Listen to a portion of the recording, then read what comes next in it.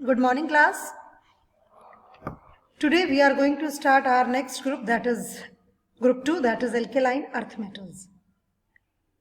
You know how we do the electronic configuration of group 2 members. Group 2 के जो members हैं हम वही ट्रिक अप्लाई करेंगे जो हमने पहले अप्लाई की थी अपने कॉन्फ़िगरेशन के लिए. First of all, you remember the name of the elements: beryllium, magnesium, calcium, strontium, barium and radium. These are the elements which are present in group 2, which are known as alkaline earth metal. Beryllium को हम alkaline earth metal नहीं मानते हैं. उसका reason है क्योंकि उसकी जो प्रॉपर्टीज़ हैं वो एल्यूमिनियम से रिलेटेड हैं, वो रिजेंबल करती हैं और वो डायगोनल रिलेशनशिप शो करता है, इसीलिए हम उसको अल्केलाइन अर्थ मेटल नहीं मानते हैं. अब क्वेश्चन ये आता है कि अल्केलाइन अर्थ मेटल्स क्या होते हैं. अल्केलाइन अर्थ मेटल्स का मतलब है वो मेटल्स जो एक तो रिएक्शन करने के बाद जो उनके ऑक्साइड्स या हाइड्रोक्साइड्स बने वो अल्केलाइन हो नेचर में, और अर्थ मेटल इसलिए जोड़ा गया है बिकॉज इन्हें हम सबको अर्थ से हमें ये मिलते हैं, हम इनको निकाल सकते हैं अर्थ से, तो that is why they are known as alkaline earth metals. तो this is about the name of the elements present in group 2. Electronic configuration का ट्रिक मैं आपको पहले ही बता चुकी हूँ. 8, 8, 18, 18, 32. उस तरीके से आप बहुत आसानी से अपना एटॉमिक नंबर फाइंड आउट कर सकते हैं, और एटॉमिक नंबर फाइंड आउट करने के बाद आप आसानी से उसका इलेक्ट्रॉनिक कॉन्फ़िगरेशन भी कर सकते हैं. तो this is about the electronic configuration. The next topic is atomic and ionic radius. Atomic and ionic radius के बारे में आप बहुत अच्छे से जानते हैं.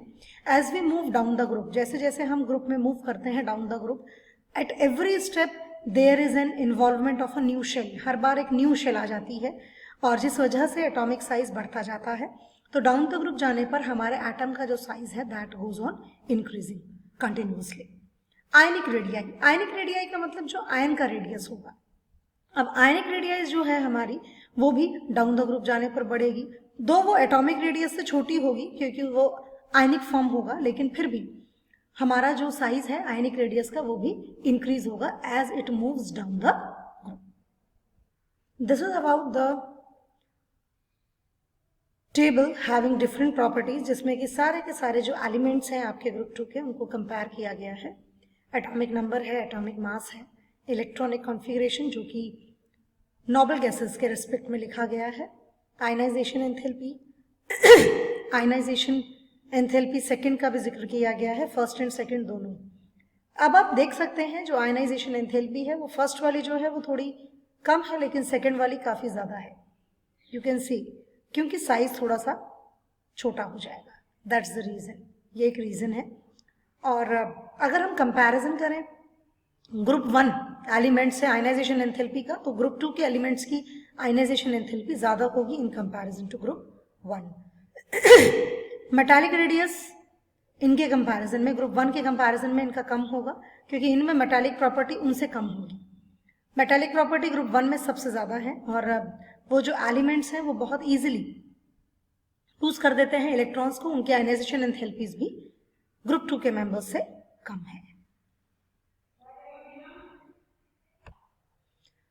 Now ionization enthalpies and hydration enthalpies, वही ऑर्डर बिल्कुल सेम हाइड्रेशन एंथैल्पी का है जो कि ग्रुप 1 के एलिमेंट्स ने शो किया था. लिथियम की सबसे ज़्यादा थी, और डाउन द ग्रुप जाने पर हाइड्रेशन एंथैल्पी जो थी वो डिक्रीज हो रही थी. उसका रीज़न वही आएगा बिकॉज बेरिलियम जो है उसका हाइड्रेशन एंथैल्पी जो है वो सबसे ज़्यादा है, एंड दैट इज़ वाई उसके जो सॉल्ट्स हैं नॉर्मली वो हाइड्रेटेड हैं. उसके बाद magnesium, then calcium, then strontium and then barium. लेकिन अगर हम देखें ग्रुप 1 के एलिमेंट्स, ग्रुप 1 में जो हमारा सोडियम आता है, लिथियम के बाद पोटेशियम आता है, अगर आप उसमें कंपैरिजन करें तो हम ये देखते हैं कि उसमें हमारे जो एलिमेंट्स हैं, सोडियम है या पोटेशियम है, वो हाइड्रेटेड सॉल्ट्स नहीं बनाते हैं, लेकिन यहाँ पर मैग्नीशियम एंड क्लोरीन कैल्शियम बना रहे हैं. तो ये भी डिफरेंस है ग्रुप 1 एंड ग्रुप 2 के मेंबर्स में.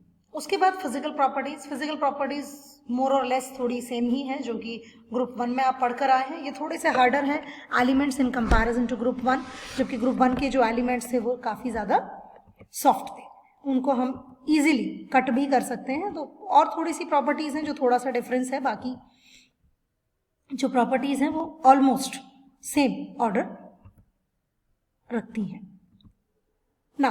अगर आप किसी भी, मैं इससे पहले भी आपको बता चुकी हूं, अगर आप किसी भी सॉल्ट को डायरेक्टली हीट करते हैं तो वो कोई ना कोई कलर देता है। उसका रीजन मैं आपको पहले भी बता चुकी हूँ, why it impart colour to the flame, and the reason is that जो फ्री इलेक्ट्रॉन्स, एक तरीके से जो एक्साइटेड इलेक्ट्रॉन्स होंगे, जब वो हायर ऑर्बिट्स में जाएंगे तो क्या होगा, हायर ऑर्बिट्स में जाते ही वो टेम्परेरी फेज होगा, तो वो जब वापस आएंगे, when they return back to their original, their natural orbit, तो they release the extra amount of energy in the form of heat and light, and that is why they give a particular characteristic color to the flame. तो वही test जो हमने पढ़े थे अपने group 1 में, वो ग्रुप 2 में भी आएंगे। जैसे strontium and barium brick red देते हैं, क्रिम्सन और एप्पल ग्रीन कलर्स देते हैं फ्लेम को, ठीक है।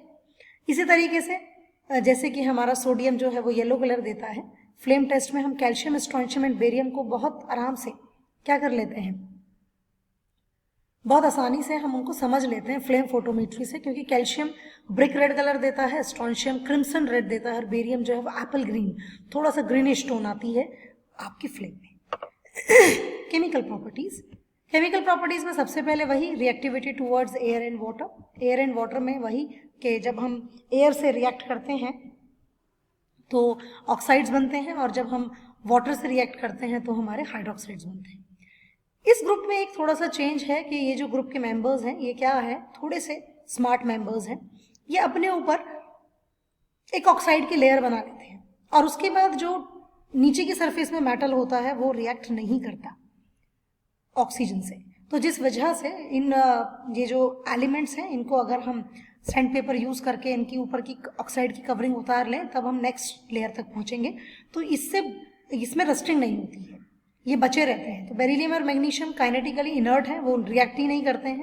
And water, because the formation of an oxide film, मैंने जैसा आपको बताया अभी, on their surface. However powdered beryllium जो है वो बर्न्स करता है brilliantly on ignition in air to give beryllium oxide and beryllium nitride.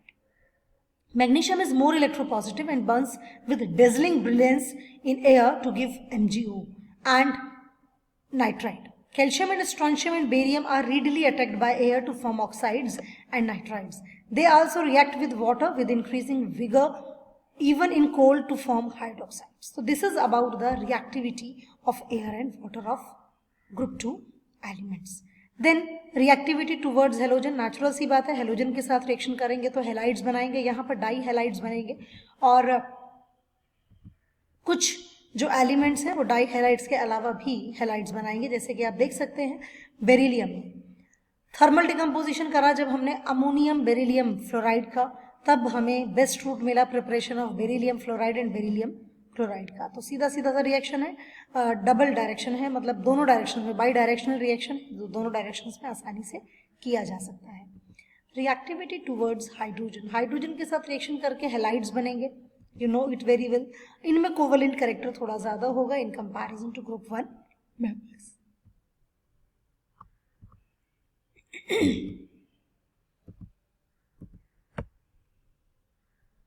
Now the uses. Beryllium is used in the manufacture of alloys. Copper beryllium alloys are used in preparation of high strength springs. Metallic beryllium is used for making windows of extra tubes. Magnesium forms alloys with aluminium, zinc, manganese and tin. Magnesium, aluminium alloys being light in mass are used in aircraft constructions. Magnesium is used in flesh powders and bulbs, incendiary bombs and signals. A suspension of magnesium hydroxide in water, milk of magnesia, जो कि acidity को treat करने के लिए बनता है. Magnesium carbonate is an ingredient of toothpaste. Calcium is used in the extraction of metals from oxides which are difficult to reduce with carbon. Calcium and barium metals, owing to their reactivity with oxygen and nitrogen at elevated temperatures, have often been used to remove air from vacuum tubes. And radium salts are used in radiotherapy, जो कि radiotherapy होती है cancer patients की, for example in the treatment of the cancer. So this is about the group 2 elements. उनकी properties हो गई हैं, उनके uses हो गए हैं. And the last topic of the chapter is about the diagonal relationship of beryllium with aluminium, वो हम अपने नेक्स्ट क्लास में पढ़ेंगे। Thank you.